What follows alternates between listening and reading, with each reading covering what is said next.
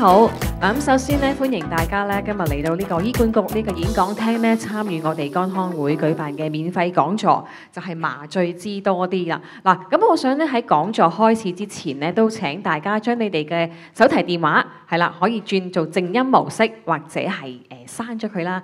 咁另外咧，剛才入場嘅時候咧，其實都有一個嘅小冊子啦，同埋啲紀念品啦。另外仲有咧就係有2張紙咧，一張就係一個問卷。咁另外一張就係問題紙。咁如果大家係有一啲問題想問醫生嘅話咧，可以先寫低佢。咁完咗之後咧，咁我哋有一個問答嘅環節嘅。咁我哋今日嘅主講醫生咧，亦都係我哋肝康會嘅顧問醫生啦，就係麻醉科嘅專科醫生歐達仁醫生。你有請歐醫生。好啦，咁我將個時間咧交俾歐醫生喎，為我哋開始我哋今日嘅講座，就係麻醉知多啲。其實麻醉咧就唔係好耐嘅歷史嘅，即係100零年到嘅啫。即係以前OK 聽得好嘛？係100零年嘅歷史就唔係太耐。咁最先咧正式係即係有麻醉即係做嘅喺叫做手術嘅咧，就喺1846年呢個最開頭嘅時候係一個手術，咁就脫牙嘅關於。咁咧，佢哋用好粗暴啊！但係嗰個做即係被嗰個病人應該唔知嘅，應該係麻醉咗嘅。嗰個年代咧，用嗰啲係可能係即係哥羅芳啊，或者係一啲Ether 嗰啲麻醉器。咁點解我哋依家唔用翻同樣嘅麻醉器咧？就係主要嚟講咧，就係啲安全嘅問題。因為以前嗰啲譬如哥羅芳或者嗰啲氣體咧，可能俾20幾30% 個病人就麻醉咗，但係可能去到30幾40% 咧，就已經有生命嘅危險啦。咁所以變咗嗰個安全嘅標準咧唔夠啊。咁所以變咗啲氣體咧，就依家近期我哋最近嚟講就唔用呢一啲。即係舊式嘅麻醉器，就慢慢轉到最近嗰啲新一啲嘅麻醉器啦。咁變咗依家嗰啲麻醉器咧，就個安全程度比起以前嗰啲就好好多嘅嚇。咁而麻醉醫生嘅工作咧，主要係咩嘢咧？主要即係喺一個手術上邊嗰個主要做手術嘅醫生，淨係負責手術個 part， 其他手術以外嘅所有嘢都係麻醉醫生負責嘅，即係例如即係包括嗰個病人嘅任何情況啊，佢啲血壓啊、心跳啊、任何嘢穩唔穩定都係全靠個麻醉醫生負責。以前嗰啲機器咧全部人手嘅，即係度血壓啊、摸心跳啊、睇住即係控制呼吸啊，全部都係人手做。後來咧就慢慢轉有機器啊，咁近期嚟計咧就全部係即係監察嘅機器。點樣監察法咧？即係你基本上所有嘢呼吸快啲或者慢啲，即係慢過一個標準咧，佢就會有alarm響。即係心跳快咗、慢咗、血壓高咗或者低咗，即係任何基本上啲含氧量低啊咩嘢都好。佢都係會有個 alarm， 即係有個警報，即係咁變咗咧，就無形中咧就安全好多。好多嘢就算你隻眼睇唔到咁緊都好咧，隨時嗰個機器會通知你有任何即係有可能有問題嘅事發生。咁麻醉醫生咧主要嚟計就唔係淨係俾個病人瞓咗同埋整翻醒佢咁簡單，主要咧就係即係喺手術之前嘅評估，手術進行中間嘅工作同埋手術後嘅康復。咁所以其實就唔簡單嘅評估咧，就係即係睇下個病人即係會唔會自己身體有咩狀況啊，例如血壓啊、糖尿啊、心臟病啊、呼吸困難啊，或者有啲精神問題啊。或者任何嘢都好，我哋都要留意。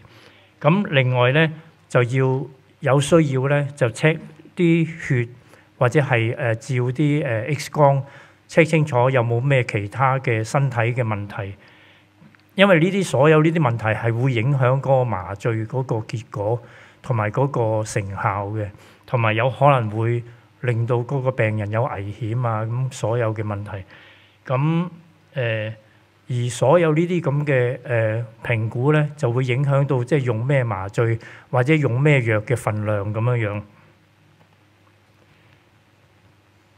呢啲係呢個係大概 show 俾你睇下，大概正常普通一啲風險啊，即係年紀大啊、體重過重啊、有啲機能嘅問題啊、心血管啊，或者係呼吸啊、肝臟問題，所有呢啲都對麻醉係有影響，因為好多麻醉藥咧都係靠個肝嚟即係分解啊，同埋即係靠個腎嚟排出嚟啊，或者係嗰啲情況，咁變咗咧一定要睇清楚個病人之前未手術之前係有冇呢啲情況，咁嚟衡量即係應該俾咩麻醉最好嘅。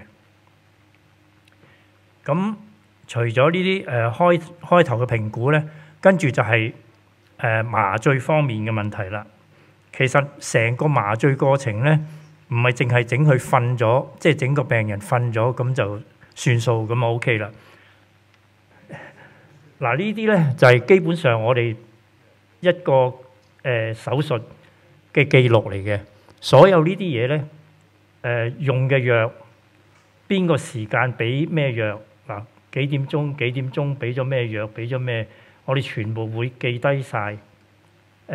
俾咗幾多水，俾咗啲血，跟住佢俾咗全部藥嘅俾咗幾多啊，跟住血壓啊、心跳啊、血含氧量啊、最後出咗幾多血啊，要俾翻幾多水嚟補充啊，所有呢啲嘢全部即係由頭到尾要記錄晒，所以唔係淨係整個病人瞓咗咁就算數，然之後醒翻。基本上除咗個手術部分之外咧，所有血壓、心跳、呼吸、血壓、水分啊，咩嘢夠唔夠，全部都係由麻醉醫生負責嘅。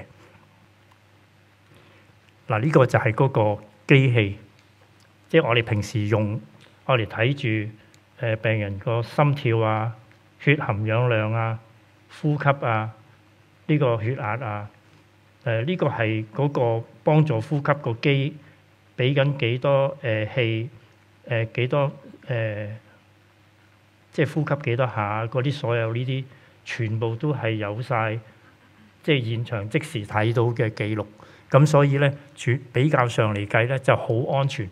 所有呢啲記錄咧，如果譬如低過某個讀數或者高過某個讀數，即係佢個機就會響㗎啦。即係所以咧，我哋就算有陣時睇得唔係好緊之後都好咧，隨時個機一有出咗一個標準，佢就會響。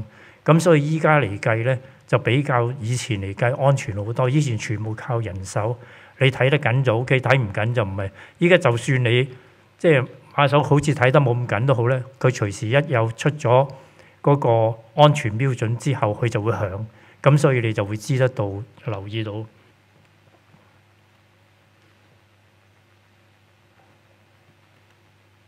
到個病人醒翻嗰陣時咧，我哋又要睇佢嗰個呼吸啊，樣嘢正唔正常翻啊？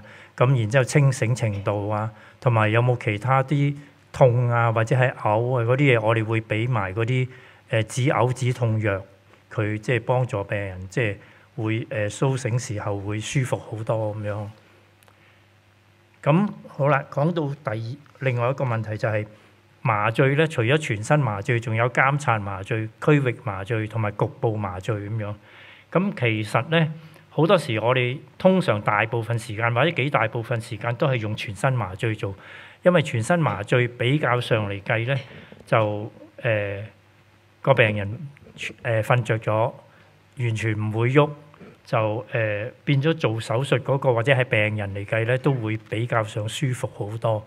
即係因為唔知道咩嘢，唔會覺得痛，唔會覺得驚，唔會有任何唔好嘅感覺。咁所以咧，大部分嘅症通常我哋都係全身麻醉做。全身麻醉一陣間再解釋點樣做法。監察麻醉咧就近期呢10幾20年開始流行。咁主要嚟計咧就係用藥比較輕，個病人就會放鬆。但係咧就喺個過程裏邊有可能個病人會喐，有可能個病人會醒。咁就係呢個就係稍微少少嗰個弊處。但係個好處就係即係比較細嗰啲手術咧，就例如內窺鏡啊，同埋一啲簡單嘅程序咧，就比較上即係方便舒服啲，同埋唔需要用太多嘅麻醉藥咁樣嚇。做緊內窺鏡嘅過程啊嚇。咁呢啲係嗰個一樣係有嗰啲機睇住，同埋呢個係俾住一個藥一路連續俾住個病人嘅。咁所以一樣會係做得比較好。唯一就係個病人有機會會醒，同埋有機會會喐，咁就影響到未必咁好啊嚇。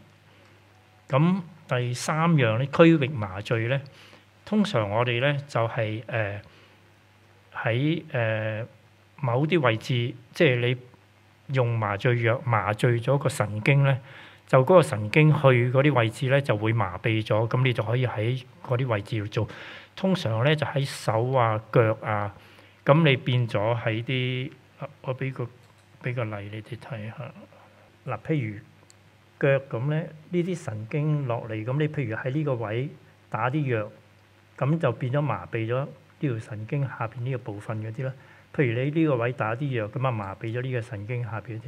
如果你喺腳上邊呢啲神經位打嘅話咧，咁嘅腳掌嗰啲手術你可以做，佢就冇感覺咯。咁所以所有就係睇下你邊一區嗰啲藥就可以控制到，即係嗰啲神經去嘅地方就麻痹咗，咁就可以做。但係佢嘅好處咧就係個病人清醒啦。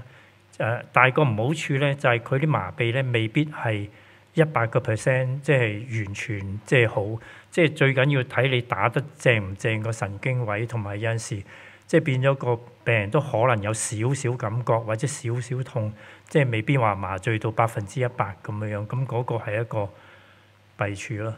咁就但係就好處就係個病人清醒，同埋你只係局部地方麻醉咗咁樣，咁就好方便咯，比較上嚇。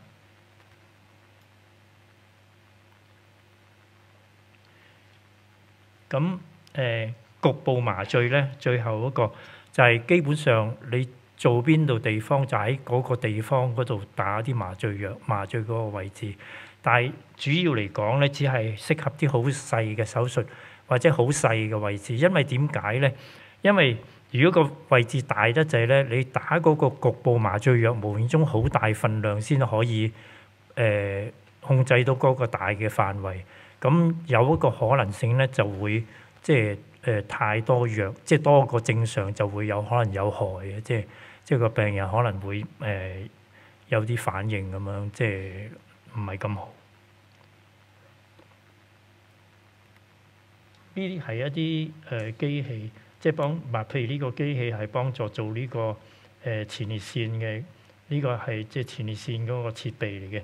係又係可以即係監察麻醉做嘅，通常都嚇，因為呢啲比較上係唔係咁大嘅手術，咁所以係可以監察麻醉做到。呢啲就係全身麻醉咧，就通常要插一條喉幫助呼吸咁嘅樣嚇。但係依家近期咧有啲喉咧就唔使插到過咗。嗱，呢啲正常一條喉咧可以插到過晒氣管嗰度啦。咁但係依家近期咧有啲新嘅一啲喉咧，就係擺喺個氣管外邊。嗱，啱啱吸住個氣管外邊，咁變咗唔使擺咗去氣管裏邊咁樣，咁就比較方便啲，同埋即係個病人醒翻之後會舒服啲。但係就有一個可能發生嘅問題就係，因為佢只係吸住個氣管外邊咧，咁變咗唔係100%吸得咁好啊。即係如果你插咗去嘅氣管裏邊，就會即係完全條氣管同埋外邊係會分隔開晒。咁如果嗰啲係吸喺外邊嘅咧，有可能唔係吸得咁正咧，就有可能有啲譬如口水啊，或者係嘔吐物咧，佢會吸咗落個肺處，即係有咁嘅可能性。所以有啲情況就唔用得嚇，有啲情況就一定要插呢個氣管喉先得。咁頭先大概都講過，即係呢幾個方法啦。嗱，全身麻醉主要嚟講咧，係大手術或者時間長嘅手術，就應該就要全身麻醉做，因為佢個病人完全冇知覺，完全唔喐，咁變咗個手術就可以進行得好啲。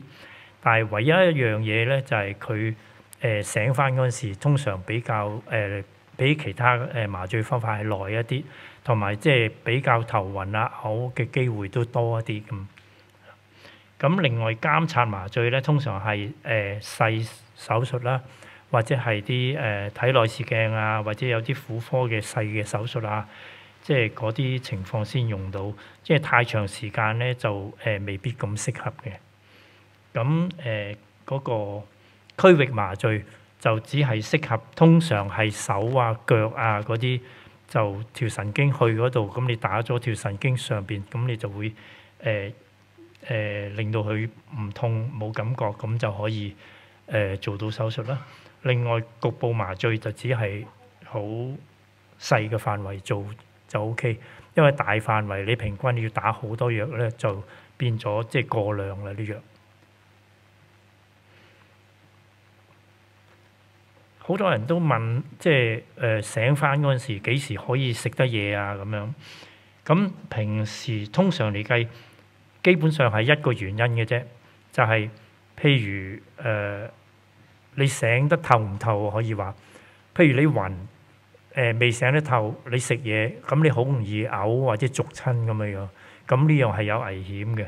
咁所以好多時咧就係局部麻醉就可以早啲食嘢，如果全身麻醉咧就通常要4到6個鐘之後先食嘢，就安全啲穩陣啲。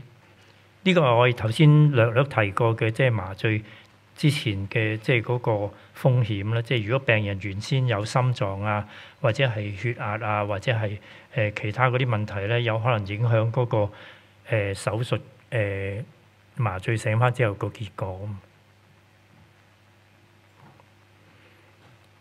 好多人問咧，就剝牙使唔使麻醉？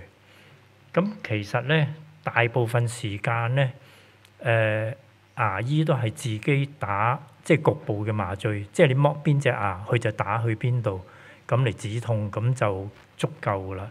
但係有啲情況咧，例如譬如剝一啲大牙，即係叫做wisdom teeth 嗰啲。佢好多時有啲人咧，隻牙生得未必正嘅，即係佢斜咗喺啲骨裏邊啊，即係有可能你要即係鑿一啲骨啊，先至可以做到個手術。咁嗰啲情況咧，就比較上痛一啲，同埋比較上大一啲嘅手術咧，有可能要全身麻醉做嚇，但係亦都有可能係可以監察麻醉做到，就未必係話牙醫自己本身局部麻醉做到嘅嗰啲，所以變咗。係大部分時間牙醫都可以自己打局部麻醉入嚟做，但係有啲大啲嘅手術就唔得啦，就一定要有麻醉醫生嚟即係幫手麻醉咗嚟做啦。嗱，半身麻醉咧就通常咧就喺腰骨以下嘅位置手術先可以半身麻醉，因為你諗下，如果係譬如你上半身。你唔可以喺條頸度麻醉佢，因為你變咗你麻醉咗喺頸度麻醉咧，變咗麻醉埋個心同個肺，咁就變咗就心跳又唔好，肺又呼吸唔到咁樣。咁所以通常係腰部以下嗰啲手術先可以半身麻醉做。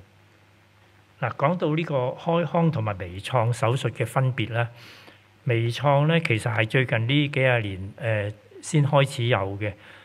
以前全部差唔多手術，全部都係即係打開個傷口咁嚟做咁樣。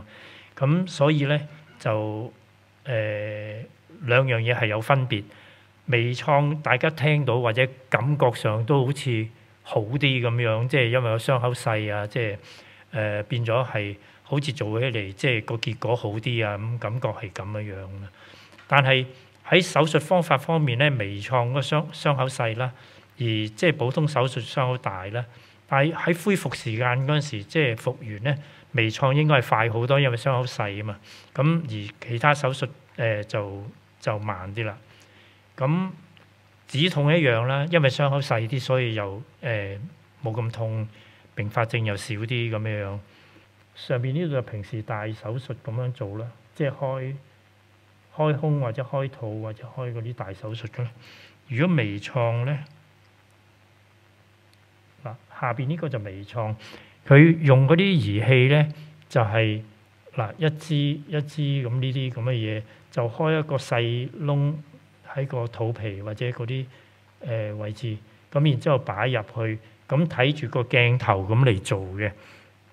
嗱呢啲就係嗰啲儀器啦，一支一支，咁佢個頭嗰處咧，有啲係個鉗，有啲係鉸剪，有啲係愛嚟止血，即係咁總之就係全部擺入去一個細嘅窿咁上下，咁所以變咗無形中個傷口就好細嘅，咁然之後咧就睇住個鏡頭咁嚟做嘅嚇。咁所以變咗就個結果就傷口細啲啦，樣嘢都好似感覺上好似好啲咁樣。但係咧雖然好似微創好似感覺上好啲，但係有一樣嘢唔好嘅咧，就係譬如你開咗個傷口嚟睇咧，你基本上係直接睇到晒所有嘢，而你微創咧就要靠嗰個鏡頭。先去到一個位置嚟睇，所以未必一定睇得咁清楚。咁第二樣嘢咧，就係微創主要嚟講咧，佢要特別嘅訓練嘅，咁所以嗰個醫生一定要有咁嘅水準，佢先可以做到微創。如果唔係，佢未必識做或者未必做得好咁樣，所以要特別訓練嘅。你開咗嚟做咧，你基本上係要做咩就睇到咩位置，你微創就未必得啦。咁所以個結果好似係恢復得快啲，冇咁痛，舒服啲，但係個風險就係未必直接可以睇到做嗰個位置，同埋即係要有相當技術嘅人先可以做到咁啦。呢一個係我哋正常用嘅一個麻醉機咯。上邊呢個就睇血壓啊、心臟啊、任何嗰啲嘢啦。下邊呢個咧就睇呼吸，即係嗰個機器俾緊幾多氧氣、幾多下呼吸嗰啲控制嗰啲嘢。呢兩個咧就係一啲麻醉嘅氣體，然之後呢啲錶全部睇住晒嗰個即係俾緊幾多藥、幾多氣嗰啲。咁所以成個呢條喉咧就係駁落個病人嗰處嘅啫。咁所以成個機咧就係成個麻醉嘅部分都包含晒喺裏邊噶啦。其實麻醉醫生同病人咧，大部分時間都好似冇溝通，因為你做嘢嗰陣時，個病人又瞓咗，到佢醒咗嗰陣時，你又冇做嘢咁好似，咁所以係啦，咁所以大家要喺即係未做之前，要大家傾清楚，即係講清楚個情況啊咩嘢，咁先至大家明白。如果唔係，即係缺乏溝通咧，到時大家都唔知大家做緊咩嘢咁樣嚇。咁同埋另外最緊要就係手術前嘅健康評估啊，以往嘅麻醉經驗啊，有冇對咩藥物過敏啊？因為好多時如果藥物過敏咧係緊要嗰啲咧，係直情冇咗呼吸或者冇咗心跳咁樣嘅，咁所以係好嚴重嘅。如果有啲藥物過敏嗰啲問題嚇，同埋以前麻醉經驗會唔會有啲咩突發事件？如果知道嘅話，就可以即係今次又會可以舒服方便啲咁樣，大家明白會就住嚟做咁樣。咁所以咧可以即係知道晒啲情況咧，就可以做嗰陣時監察啊，同埋即係調整嗰啲藥啊嘅份量啊嗰啲就變咗可以好啲啦。一般麻醉咧會即係主要最緊要嚟講就係少醒翻頭暈啦、作嘔啦同埋即係啲呼吸啊肌肉未必恢復得咁好啦，咁就有可能如果吸咗少少即係痰啊或者其他嘢咧，會有機會有肺炎啊嗰啲問題啦咁有可能就會醒得唔係咁好啊，或者啲病人未係咁清醒咁。咁講到細路仔、青年或者係長者嘅麻醉有冇咩分別咧？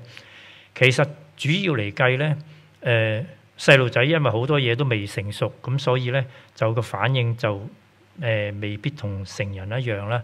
咁就但係咧，青少年應該同成年人差不多啦。咁但係長者咧，最緊要一樣嘢咧就係佢啲器官開始平均退化，個新陳代謝又慢咗。咁所以咧好多時咧對啲麻醉藥咧都敏感提高咗，即係變咗無形中比少咗藥都有同一嘅效果。如果多得滯咧，正常嘅藥俾佢咧，可能已經係過量噶啦。咁揀藥嚟計咧，其實就最緊要細路俾少啲啦，青少年就同成年人一樣啦，而大即係長者咧就全部啲份量要低啲嘅，通常都咁。但係咧就有好多時咧，譬如啲青少年或者成年人，有陣時啲藥會比正常人多嘅。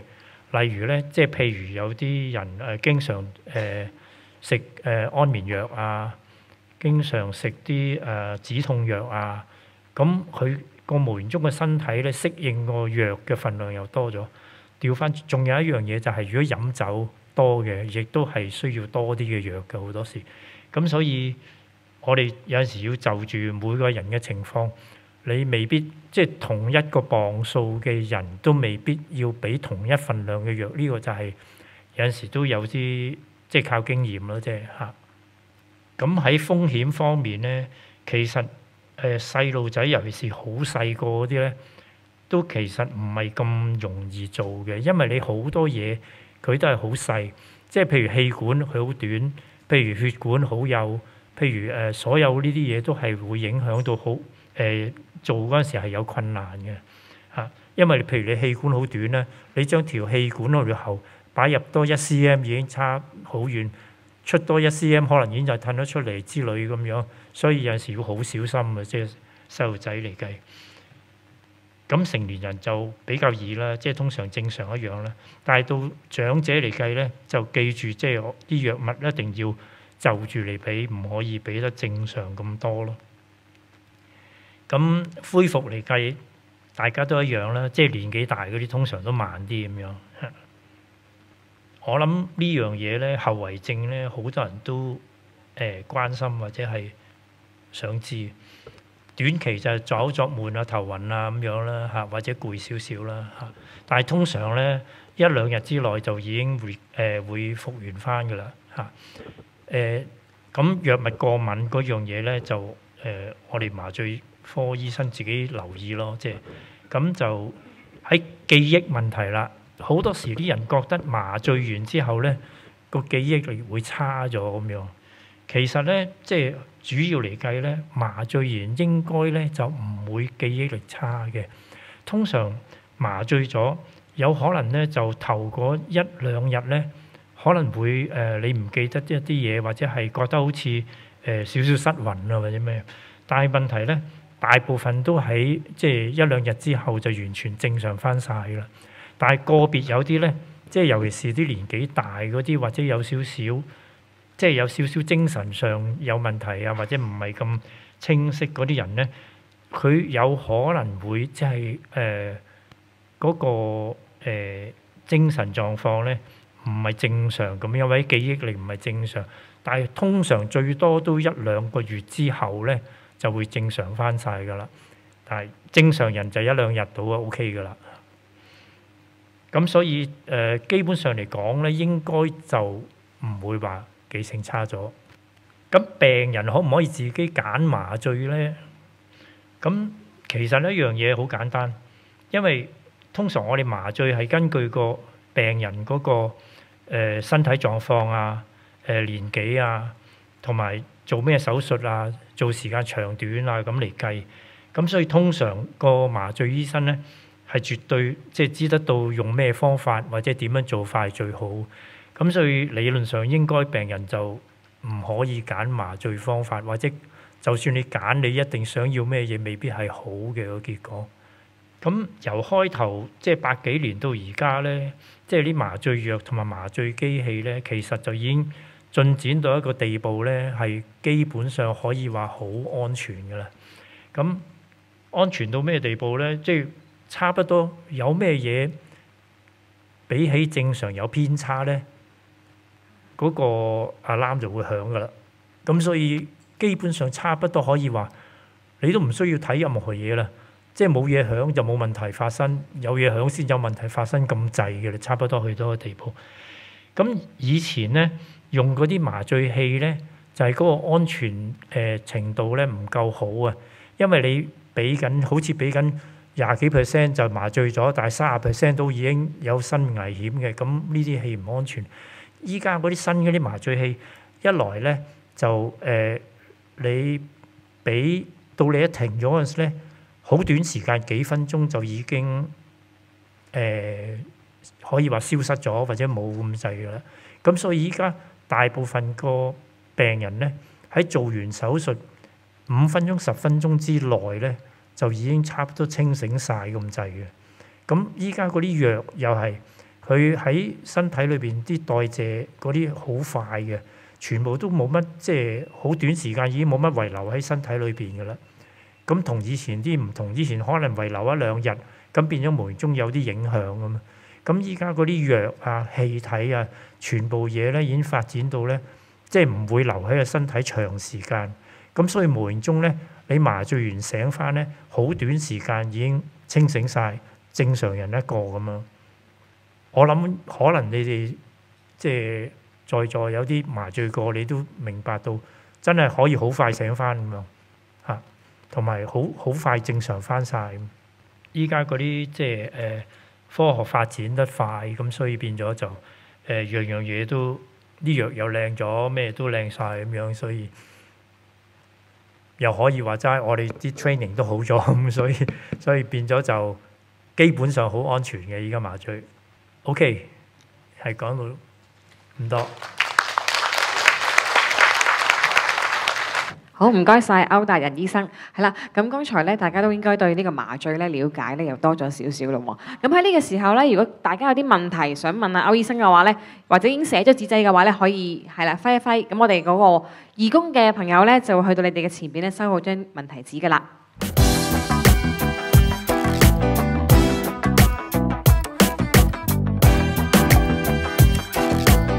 OK， 大家聽到啊？我係香港肝腔會姓黎嘅，咁啊有啲咩都可以問一問我哋。咁啊，歐醫生啊，飲啖水先。佢係我哋嘅會嘅顧問醫生嚇，即係我哋嘅顧問嚟嘅。咁啊，所有大小手術咧都多數會問一問佢嘅。OK，嗱呢個咧就好普通啊，就係咧就照胃鏡。可唔可以要用麻醉啊？因為過程中會嘔嘅喎。咁胃鏡咧就兩種做法都得，即係麻醉唔麻醉都得，都有人做。就應該咁講，麻醉咗咧就舒服啲。通常係監察麻醉做胃鏡，咁變咗你都係瞓着咗咁嚟做咧，就變咗冇咁辛苦。因為如果胃鏡擺到啱啱入個喉嚨嗰個位置嗰陣時係幾辛苦嚇。所以如果係監察麻醉做就最舒服。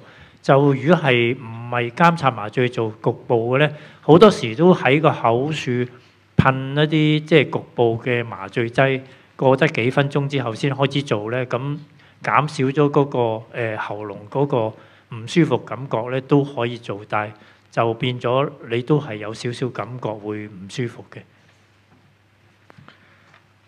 聽講咧，年齡大過85歲就唔會做呢一個全身麻醉喎，有冇件咁嘅嘢呢？仲有我隻拇指就外翻喎，可唔可以用半麻醉做手術呢？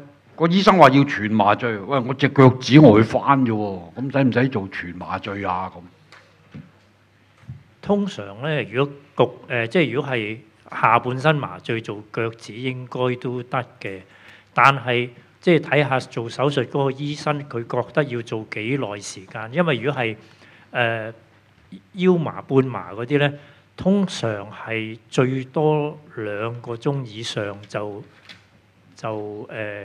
即係個效果係去到咁上下。咁如果佢嘅手術多過2個鐘咧，你咪變咗即係做唔到啦。咁所以睇下佢做嗰個手術係幾耐，係會影響到可唔可以半麻。你睇下呢個問題。做過90幾歲㗎啦，所以年歲唔係問題。哦，85歲好細啫。我呢度仲有啲70幾嘅嚟緊。你睇睇呢個睇唔睇得明佢嘅 SA 什麼什麼？因為我驚住嗰個英文我搞錯。SA 即係半麻，即係叫做 spinal anesthesia， 即係半麻，即係喺腰骨嗰度打藥麻醉下半身。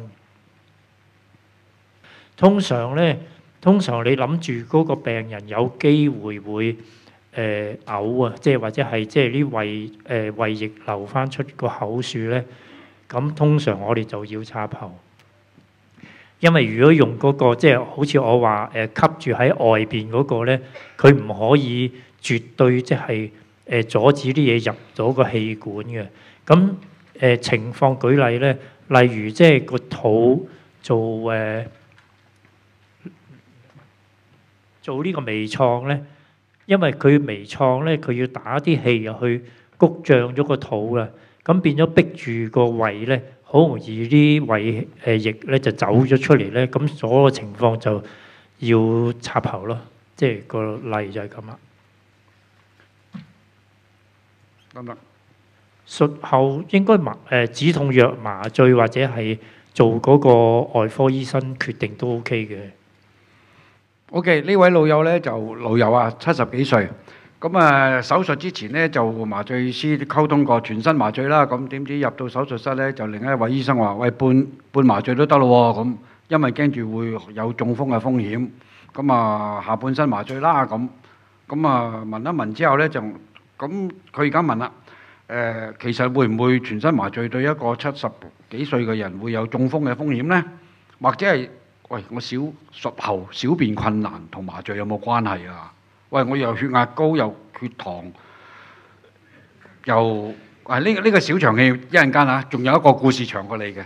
咁你解釋咗先，就係麻醉師話全身麻醉啦，全麻啦。咁入到去佢話：喂，我驚你中風喎，不如半麻啦。咁問下你會唔會有啲咁嘅風險咧？咁啊術後小便困難係咪有啲乜嘢咧？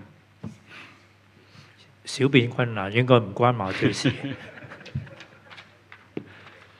嗰個全身麻醉定半麻個風險咧，即係永遠都唔可以講話冇風險嘅，任何嘢都即係睇下衡量，即係邊樣嘢嗰個危險性大啲咁解嘅啫嚇。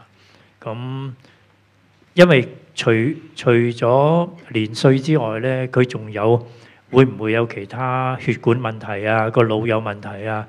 咁即係都要當事人即係嗰個麻醉佢衡量睇下邊樣嘢好啲嘅，即係好難講嘅，即係永遠唔會話冇風險嘅。呢度有2個問題咧，都係差唔多嘅。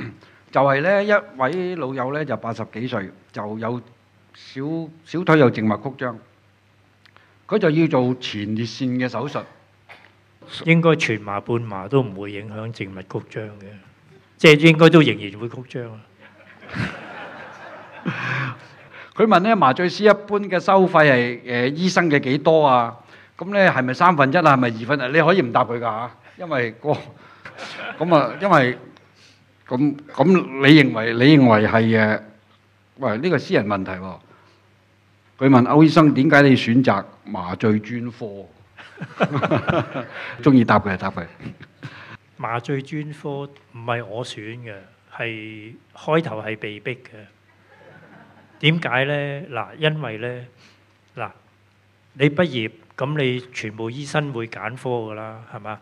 咁譬如全部人都揀外科、內科嗰啲，好似好玩啲嘛，即係好似好做啲，唔係好玩。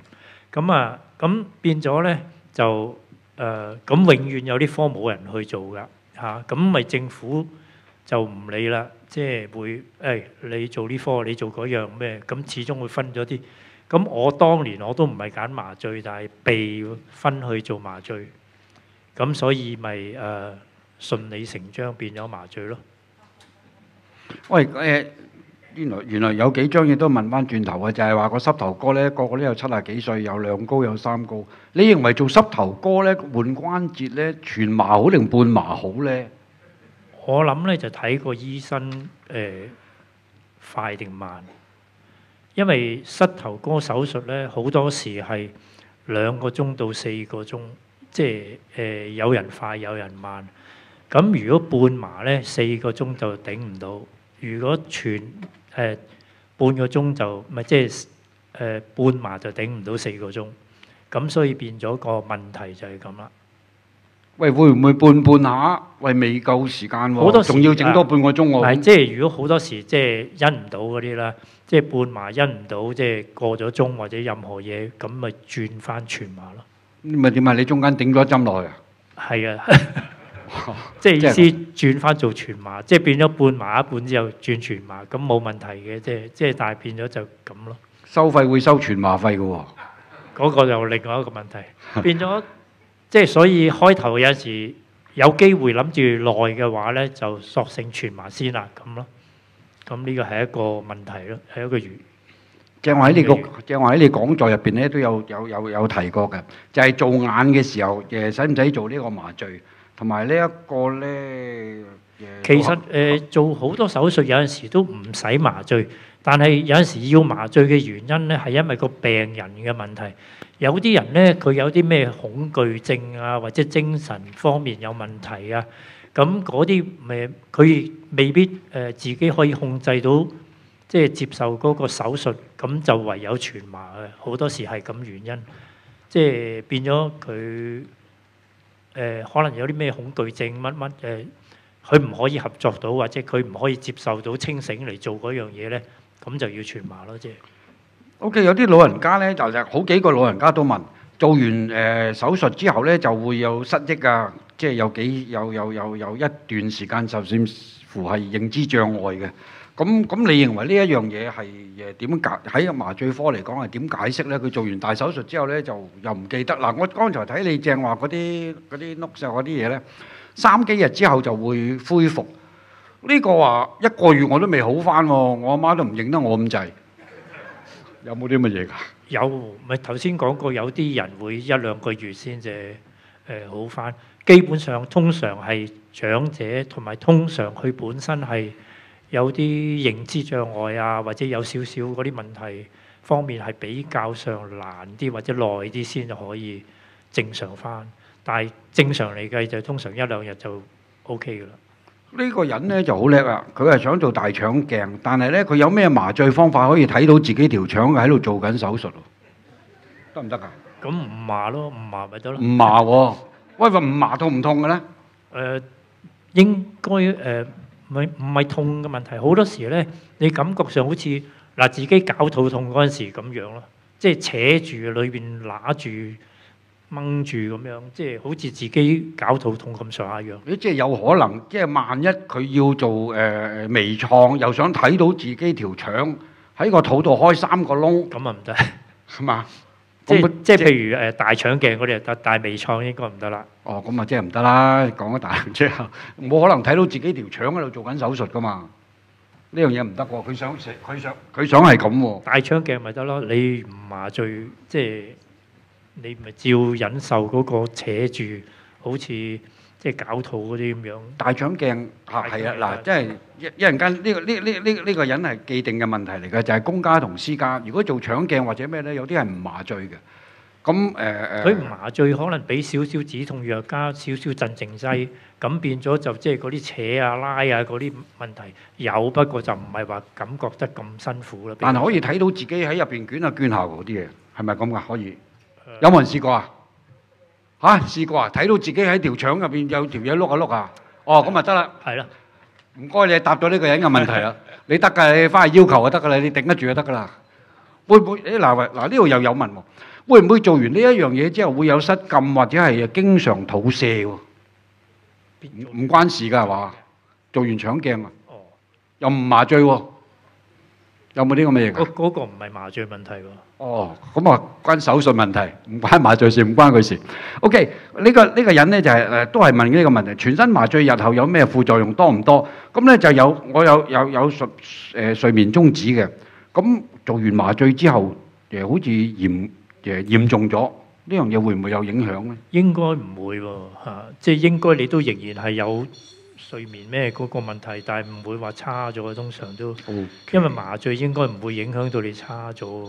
據你有限嘅而家咁樣嘅資訊咧，你自己知道嘅。呢個人問咧，心臟血管做通波仔，做局部因為全身麻醉，通波仔喎。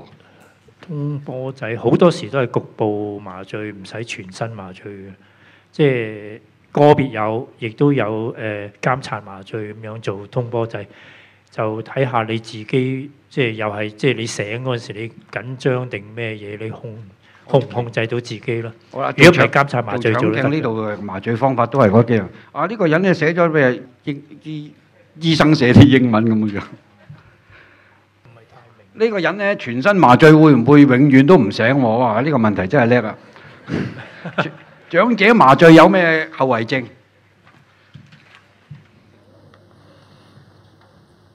長者麻醉冇特別啦，應該都唔會特別有咩問題嘅啫嚇。即係我哋用藥少啲，即係醒咗嗰陣時，到佢做完可能會耐少少先至完全正常翻啲記憶或者嗰啲咯，就應該都冇長遠嘅問題嘅應該。照腸鏡點解要做全身麻醉？使唔使做全身麻醉？腸鏡唔使，係通常係監察麻醉或者係就咁有啲俾鎮定劑咁樣都得嘅。阿媽做咗膝頭哥手術，暈咗一兩個禮拜，係咪對麻醉藥有啲敏感啊？即係個頭暈暈啊！咁下次做手術應該要注意啲乜呢？啊，順便答埋呢個人一生可以有幾多次全身麻醉喎？唔係，佢仲有一句監察麻醉唔使插喉。監察我哦，使唔使插喉？唔使插喉。微創攞膽，哇咁深你睇啦！唉，今年之內做咗今年之內做咗3次手術。第一個膽啫喎。多謝你。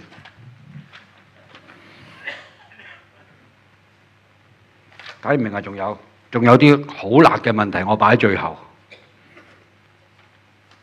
唔會啊，唔會，全身麻醉唔會有影響，唔會唔好。全身麻醉對一般正常係冇影響嘅，係除非你有特別啲隱病，咁呢個就醫生會查到出嚟嘅。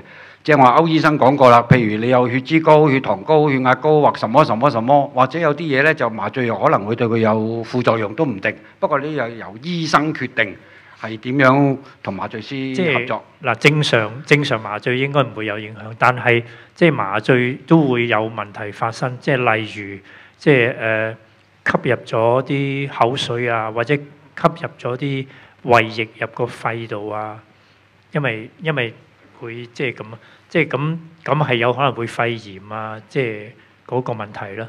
即係意思正常就唔會，但係如果係有啲即係分泌吸入咗個肺，就有可能會有問題。好嗱，呢度咧好多人都會問嘅。麻醉科醫生對個痛症點睇法？會唔會醫痛症？仲有你又會定唔會兩個字嘅啫？仲有嘢可以講？你講啊！麻醉科醫生咧就應該咁講，又係歷史，即係幾廿年前咧，即係麻醉咧就係即係外科嗰邊嘅分支嚟嘅。咁但係後期咧就麻醉就分咗出嚟獨立一科。咁獨立一科之後咧，再後期咧又分咗呢個深切治療科同埋痛症科。咁所以依家嚟計咧，另外除咗麻醉科，有痛症科同埋深切治療科係喺麻醉度分出嚟嘅。咁所以正常係可以有特別痛症科嘅醫生處理痛症。個膽石使唔使麻醉？幾時用氣體？幾時用打針？係你決定嘅啫嘛。總之需要嘅時候就打針，需要嘅時候用氣體，需要嘅時候就麻醉，啱唔啱啊？正常打針瞓嘅，我哋通常都，不過有啲人個別真係話我好驚、好驚、好驚打針，咁我哋可以俾麻醉器去聞，咁聞完先瞓咗先後打針。喂，當歐醫生啊，有兩個問題咧，有一個咧就係話一次過問晒你答埋㗎，仲有冇咩其他好簡單、好淺嘅問題啊？我想問問咧，鎮靜劑屬唔屬於麻醉藥嘅一種？好得啦。鎮靜劑都屬於麻醉藥嘅一種，但係鎮靜劑就其他醫生都可以俾。麻醉藥有啲麻醉藥咧就一定係麻醉醫生先準備。OK， 得知道啦。嗱，問啦。腸鏡手術咧，咁咧佢就裏邊嗰個跟住我同佢打啲鎮靜劑咧。係。咁咧就佢話你可以清醒嘅咁，但我打咗瞓得覺啦。係。咁我就所以成日都唔知麻醉針係鎮靜劑係咪一麻醉針一種嘅？鎮靜劑係麻醉劑一種，但係鎮靜劑就有其他醫生都可以用，但係麻醉仲有其他啲藥就只係麻醉醫生準用。鎮靜劑就我哋可以用佢哋，都係瞓咗嚇。但係意思即係佢唔係瞓得咁冧嘅，即係意思瞓得一陣間可以醒嚇。但係如果麻醉劑咧，就一路瞓到即係我哋整醒先醒。OK， 歐醫生啊，正話咧，嗱睇你哋嗰個 PowerPoint 嗰啲 notes 係講到呢一個將來會用到 AI 去監察住個麻醉。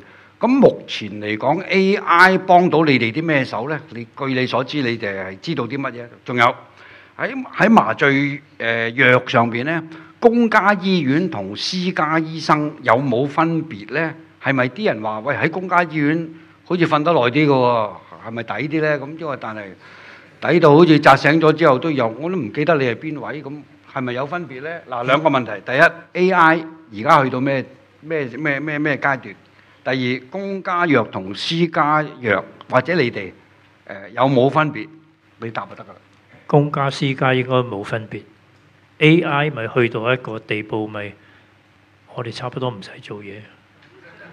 即係點啊？佢即係坐喺樹聽到有嘢出聲先至去睇都得。